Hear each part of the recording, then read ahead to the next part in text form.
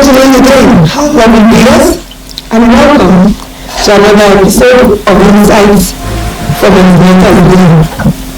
My name is Esther, and I'm your host for this session. We've been talking in the past episodes about the issues of international commercial arbitration, basically focusing on fundamentals. What is arbitration? What is international commercial arbitration? What is it required? What is the role of the courts? What is the role of the place of arbitration? Today, we want to continue with the series about the discussion about international arbitration. And our focus is going to be an interesting concept which we call the delocalization theory. It's a big debate among scholars that has really generated a lot of arguments, a lot of interest in support, and some against the theory. What is delocalization in international arbitration? Basically, stating delocalization involves free and international arbitration from the constraints of the next local arbitration. We can explain in previous episodes that the next arbitration is actually the launch of the seat of arbitration. And like we mentioned before, the seat of arbitration is the place of arbitration where parties choose for the arbitration proceedings to hold. So the next local arbitration is the posterior level of the place of arbitration. The one delocalization theory is actually saying instead of parties being governed by the law of that system of arbitration, they are taking away the arbitral process not to be governed by that law of system of arbitration, which is very interesting. So it basically means that parties are leaving the arbitral process to float free of the national jurisdiction of the place where the arbitration is taking place. Like I said, we should know that this is actually a limitation for what the law actually says in terms of what being governed, every arbitral process ideally should be governed by the seat of arbitration. But like any other thing in the world, there are exceptions. So the delocalization theory is actually an exception in the deviation to the let's arbitrate principle. Like I said, it's a very interesting one. And in this discourse, we're discussing the advantages and the rationale and the principles behind the delocalization theory, and that also affects the final arbitral award when the arbitral process is concluded.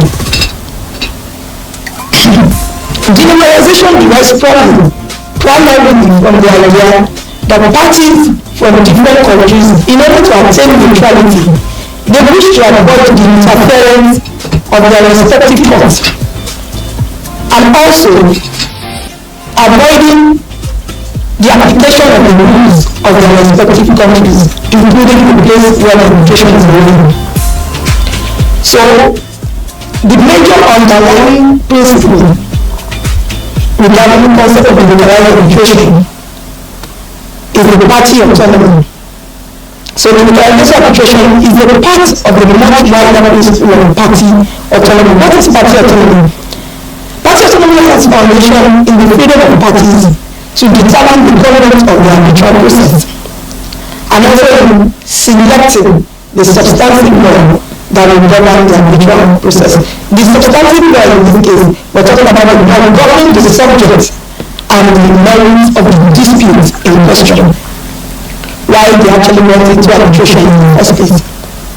So, like we have mentioned in the previous episode, parties generally, they choose all aspects of the arbitration, the seat of arbitration, the choice of the law, the appointment of the arbitrators, the language of the arbitration, among others. So when they want to delocalize arbitration, they actually choose the law that they want to govern the arbitration, regardless of the place where they are sitting to conduct the arbitral process. This is very interesting. And we should realize that most of the arbitration rules, like the arbitral model, which we have mentioned in previous episodes, the number of national laws that govern arbitration, They recognize the court's intervention in the arbitral process. We actually mentioned last week about the role of the court, in arbitration. But we can see that really, the delocalized theory, the localization theory, is actually like taking the party arbitral process away from the interference of the court or the court rules to a large extent, also including the enforcement of the final rules. So regardless of what the national law of the place of arbitration says, regardless of the rules of the court of the place of arbitration, parties are going to be free from it if they choose to delocalize the arbitration. We have defined arbitral awards, in our previous sessions as the decision of the arbitral tribunal upon conclusion of the arbitral proceedings. This is the final award. This is like the judgment of the arbitral tribunal. And parties normally they will apply to the court to enforce that arbitral award, the final award. But in this case, when we're delocalizing, the law of the place of arbitration will not affect that final award because parties have chosen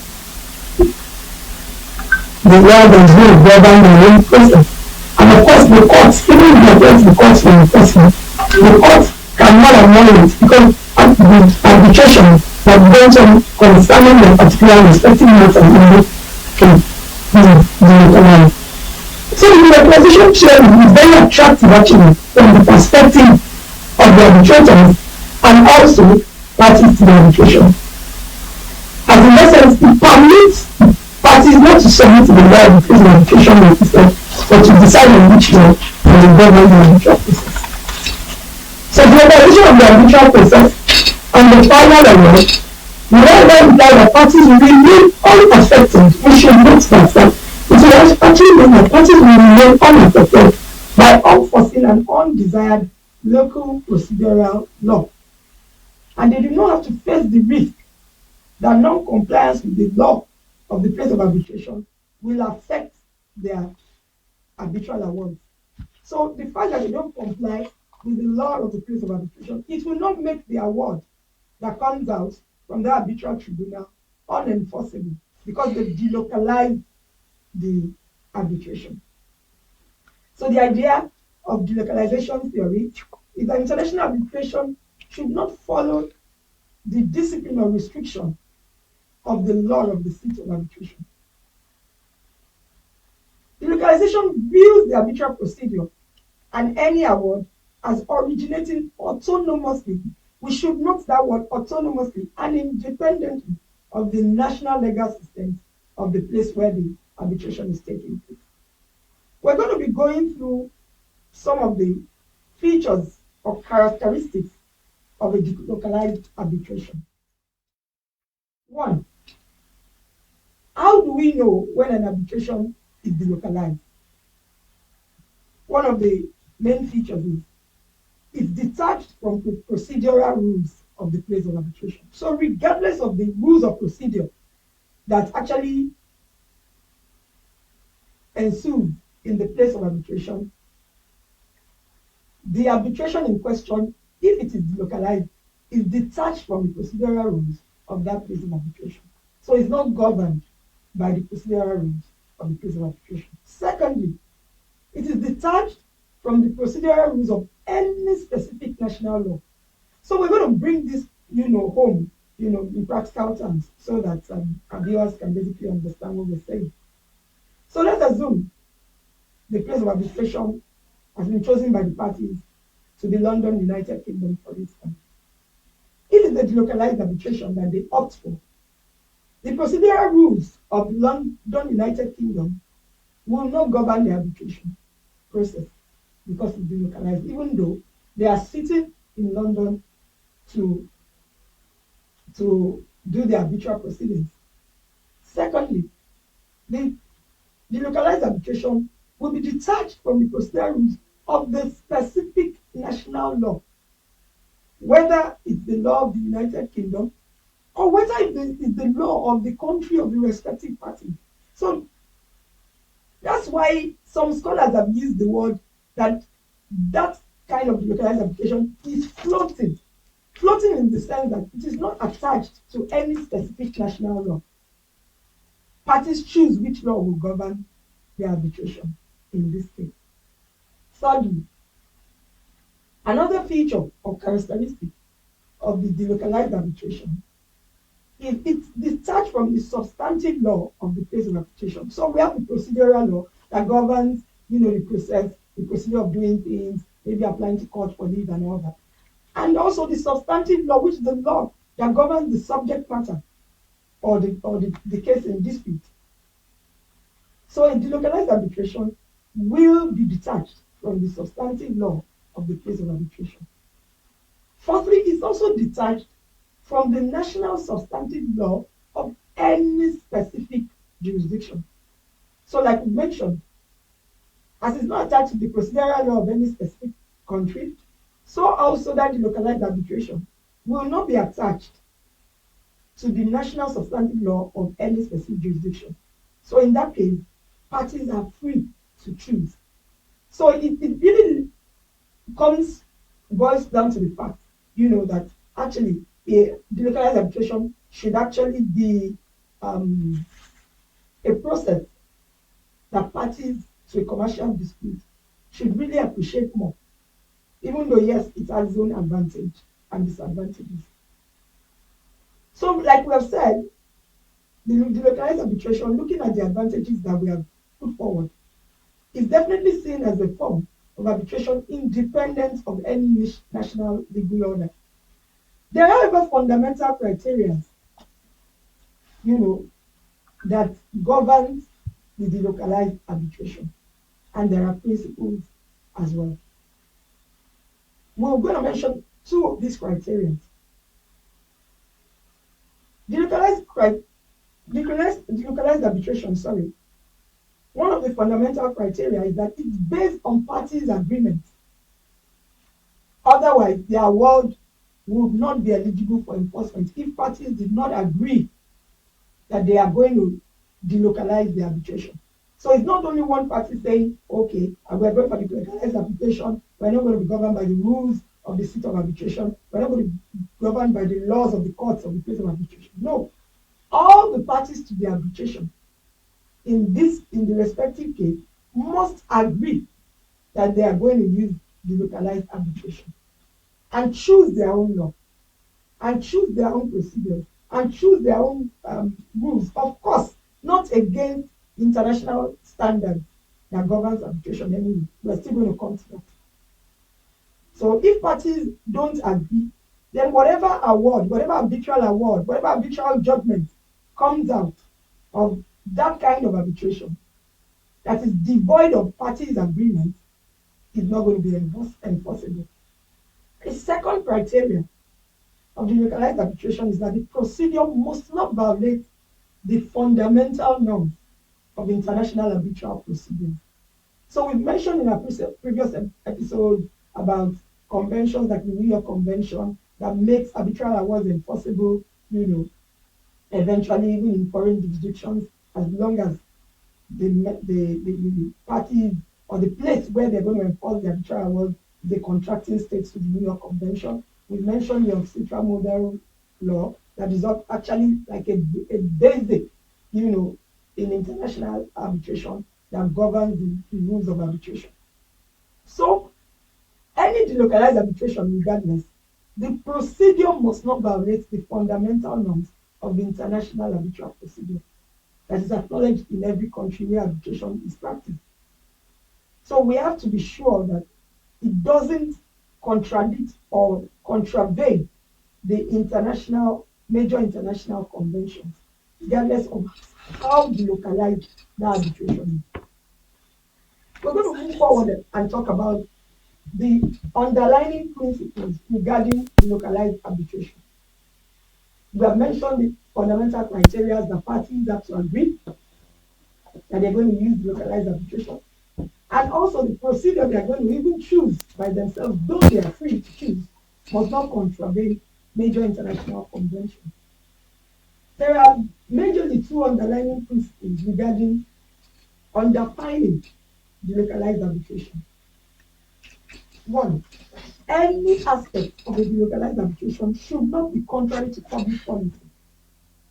What is public policy? To a large extent, public policy has to majorly do with something that is not against natural justice, is not against the fundamental human rights, is not against the policy of the state wherein the arbitral process is being conducted. Yes, they are not governed by the rules.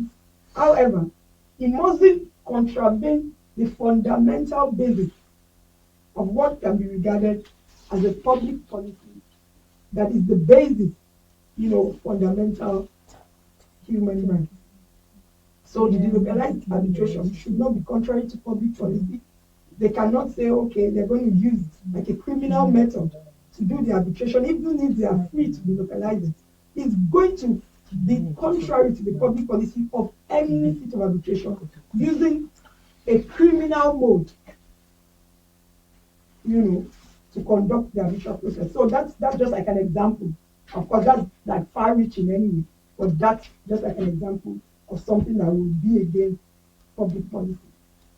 So any aspect of the delocalized arbitration, how they get their witnesses, how they submit documents and evidence, how the arbitrators conduct their arbitration, whatever rule they choose within themselves must not contravene public policy. Secondly, in the light of the parties' autonomy, like we said, parties' autonomy meaning that parties are able to choose, and that's really part of the fundamental of delocalized arbitration. In light of parties' autonomy, by opting for delocalized arbitration, parties are willingly waiving the full protection of the legal regime of the place of arbitration. So if they are opting for delocalized arbitration, what it then means, invariably, you cannot be protected by the legal regime of that place of arbitration, even if something goes wrong. And we see that to a large extent, that could be like a disadvantage. If anything goes wrong, that parties did not actually comprehend from the beginning, or actually plan for. They cannot go back to the legal regime. They cannot go back to the courts of that place of arbitration to protect them, because the arbitral process is not being governed by the legal regime of the place of arbitration. They are just using the place as a physical place to conduct the arbitral process. So we mentioned that there are two basic underlying principles governing delocalized arbitration. And this has been identified as one: whatever delocalized arbitration done must not be contrary to public policy. And of course, basically, when we're talking about arbitration now, if you look at the trend of our previous episode, we basically focusing majorly on international arbitration. So awards that can be enforced from country to country between global businessmen in global international trade. So in light of parties' autonomy as well, if they opt for delocalized arbitration, then they have waived their right to the full protection of the legal regime of the place of arbitration. So what are the advantages of a delocalized arbitration?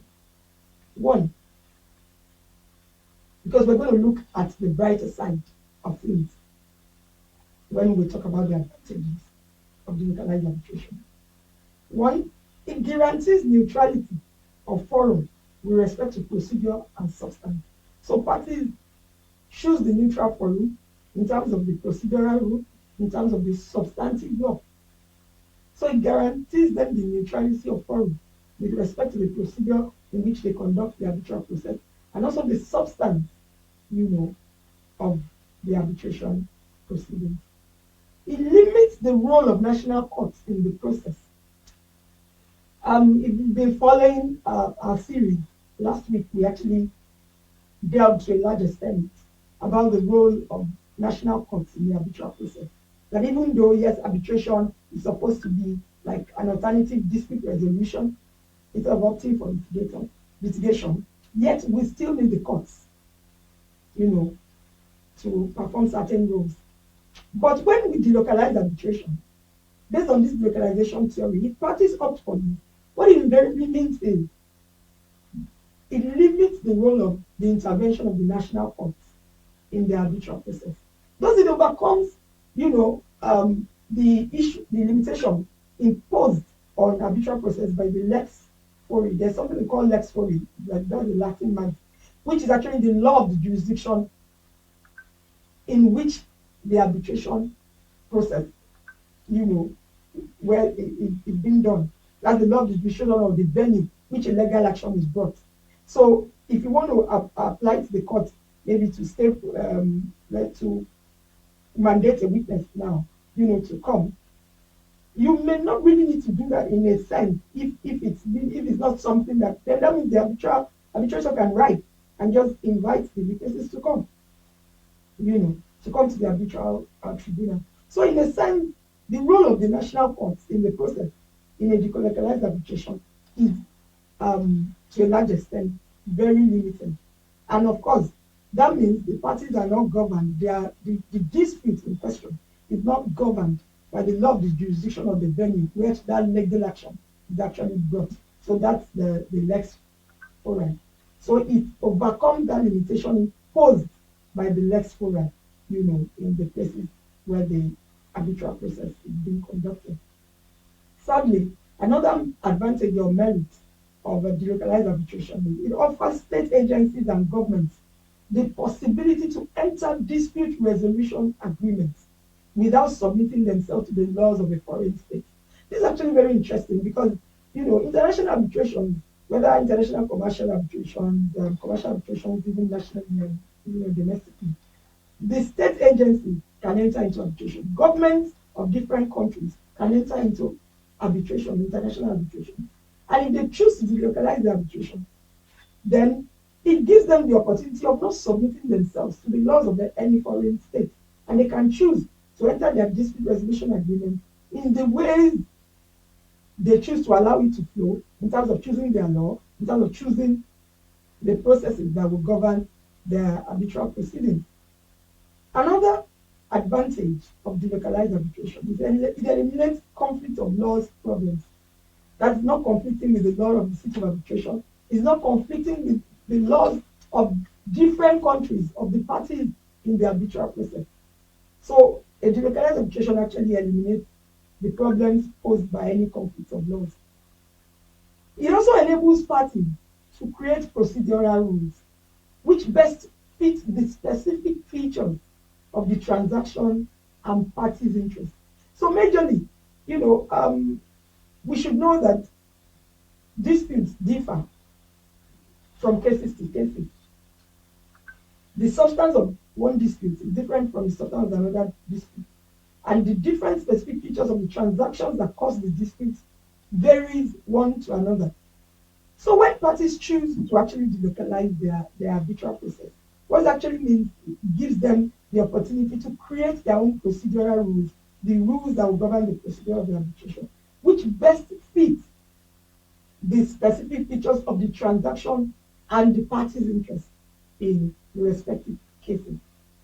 So in any case, the primary postulate of the delocalization theory of arbitration is that an arbitration proceeding is not rendered invalid by virtue of the fact that it is conducted independently of both the laws of the place of arbitration or of the laws of the court of the place of arbitration. As long as the minimum standards, of major international conventions that govern arbitrations are met. So, moving on, what are the two stages in an arbitration proceedings that delocalization theory actually can be applied? First, it's been observed that in any arbitral proceeding, you can delocalize the arbitral procedures from the surveillance of the lex fori, which is the law of the court, of the place where the action is actually being brought. Secondly, you can delocalize arbitral awards, which refer to removing the power of the court at the place of arbitration to make an internationally valid and forceful declaration of the award in nullity. So, majorly, what we're just trying to say here is, in the stages of arbitration proceedings, one, the arbitral procedures, if it is delocalized, takes the arbitration from the surveillance of the law of the courts of the state where the matter is being heard. It also helps the arbitral award when the arbitration process is actually delocalized. It helps that arbitral award that is generated from the delocalized arbitration, to be removed from the power of the court to have any issue to render it a nullity. So it gives force to the arbitral award that has been issued based on the delocalized arbitration. The court cannot really have any major influence on that arbitral award. So an award resulting from delocalized arbitration conducted in any country will then be fully respected by its national court. So basically, whatever judgment comes out, when we say award now in arbitration, that's the judgment of the arbitral tribunal. So it could favor either of the parties. So whatever arbitral award comes out from any delocalized arbitration conducted in any country, it will be fully respected by the national courts of that country and the national courts of the place where that award is going to be enforced. So we're going to move on and just explain briefly, what the New York Convention, how the New York Convention helps the localization of arbitration. So concerning the applicability of the New York Convention on delocalized arbitration, Article 1 sub 1A of the New York Convention actually applies on awards not considered domestic or subject to the laws of another state. So that means the fact that the award is rendered in one country, it does not necessarily make it a domestic award. It's still going to be recognized as a foreign award, as long as it's made in a state, that is a member state to the New York Convention. So in conclusion, we've been able to explain today about rationale behind delocalized arbitration. So we said the main reason actually why parties to international arbitration will submit their dispute to delocalized arbitration is the perception, and we should note that it's the perception that it will serve their interests better. So they delocalize arbitration because they believe if they choose their own laws by themselves, it will serve the interest of the parties better, based on the specific transactions that actually cause the dispute, instead of them submitting to the law of the seat of arbitration or submitting to the law of the courts of the place where the action is being brought. So delocalization in commercial arbitration is not only an idea seeking to detach international commercial arbitrations from controls imposed by the laws of the arbitral seat. It also refers to the possibility that an award may be accepted by the legal order of an enforcement jurisdiction, whether or not the legal order of that country of origin has embraced that award or not.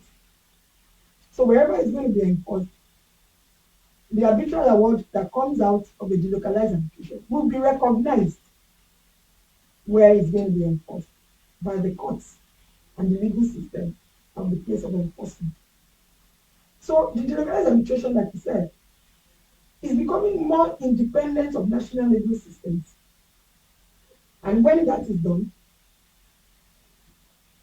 it gives different parties in different countries even the opportunity to be able to express their own interests better, and even allow them to enter into trade transactions internationally, because they know that yes, they can opt for delocalized arbitration instead of being bound by the law of any particular place of arbitration. So by not attaching itself to any specific law, it primarily serves the interest of international trade, and it encourages international business and international global trade across continents, across different countries. Yes, there have been a lot of hostility, different arguments, against delocalized arbitration as well, like in any other thing. Something has an advantage definitely it will have disadvantage. Even though the hostility towards delocalized arbitration is very strong and is based on the premise that arbitration must always have a seat, of arbitration and be rooted in the national law of the place of arbitration. That is actually those that are fighting against delocalized arbitration in courts. That's actually their premise that yes, there has to be a place of arbitration. There has to be a national law that will govern that arbitration in that place of arbitration. Regardless of that hostility, our major focus, in this forum today has actually been to speak for the delocalized theory, to look at the advantage of that delocalized theory, which we have enumerated above, and to encourage businesses, international businesses, parties to international commercial contracts, to embrace delocalized arbitration, which is basically actually being embraced now to a large extent globally. So a lot of scholars, practitioners, they set the foundation for the delocalized theory and the practice of delocalized arbitration. As long as they have looked at it, well, the law of the state of the place of arbitration must not be commanding the arbitral process. If parties have the full autonomy to go into arbitration instead of submitting themselves to court, then they should be able to choose what law will govern the arbitral process. Of course, it definitely makes sense, in my opinion. The function of the state courts is only seen as supportive. Courts are not supposed to impose on arbitration. Then it becomes a litigation if they have to impose. So their role should just be supportive and not controlling in the arbitration process. So in practice, finally, delocalized arbitration has been gaining significant traction now worldwide. So to assume that all international arbitrations are based on certain national legal systems these days is actually denying the reality.